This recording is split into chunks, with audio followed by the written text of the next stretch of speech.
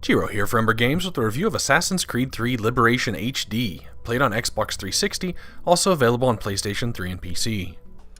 Liberation was originally exclusively released on the PS Vita in October of 2012. The HD remaster was released digitally on the previously mentioned platform in early 2014, along with a digital code pack-in with Assassin's Creed The Americas collection that contained Assassin's Creed 3 and 4 Black Flag.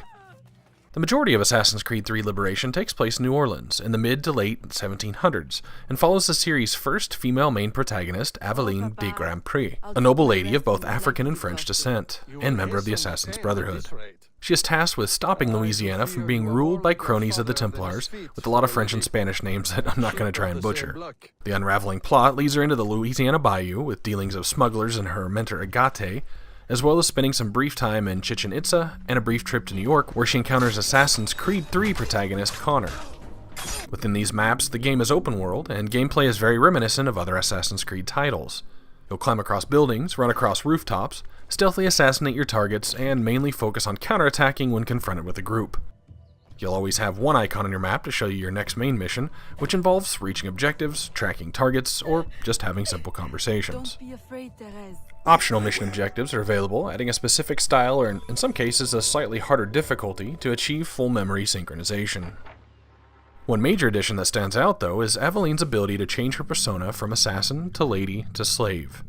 She has different movement and ability restrictions in each persona, but as most Assassin's Creed games have you infiltrating a party of some sort, you'll find that the lady persona, for example, is much easier to blend in with the crowd, or slipping past guards while carrying a crate in the slave persona can also grant access.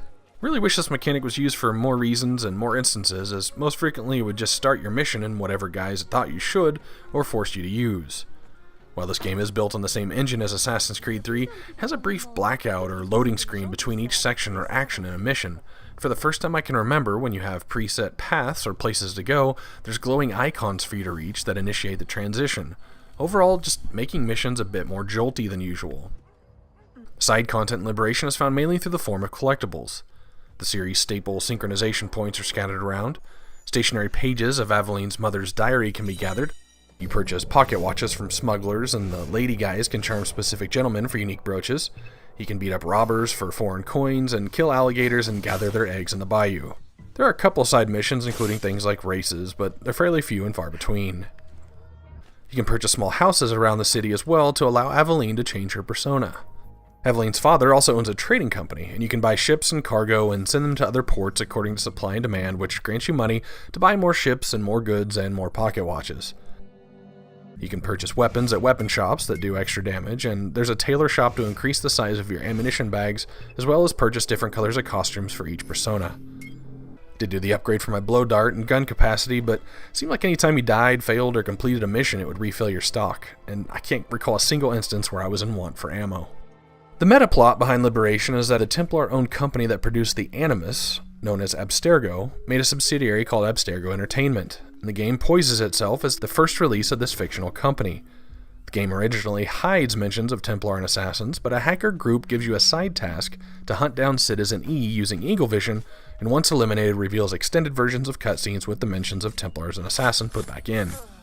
You know, I go back and forth on whether or not the double layer of immersion works in these Assassin's Creed games, but I thought that was a pretty clever device for displaying a rebellion and infiltration of the Templar product.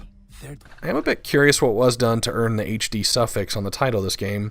I've always kind of thought of the PS Vita as a PlayStation 2.5, and that kind of carried over here. With some of their frame rate and frequent loading, it doesn't really feel like they did much to leverage the transposition to consoles. I remember being a little frustrated with the tree climbing and branch hopping in Assassin's Creed 3, but not to a point where I'd give up trying to get to synchronization points or collectibles.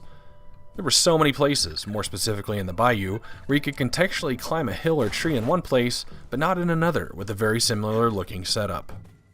As much as it sticks to the Assassin's Creed formula, overall Liberation HD kind of feels like a bite-sized game. Would love to see New Orleans and the bayou in a full-fledged adventure. The persona mechanic and hacker invasion would be great features to be drawn out a bit more as well. While the game's missions feel a bit jolty, the side content is often just a collectible chase. The trading metagame feels underdeveloped, and the HD in the title seems an overstatement. But if you enjoy Assassin's Creed games, there are some positives here to be enjoyed. But as seems to be the new norm, there's nothing here that contributes much to the overarching epic. Rated as an open-world mission procedural game, Assassin's Creed III Liberation HD strikes a 64 out of 100, with 50 being an average game. This is Jiro for Umbra Games. Thanks for watching.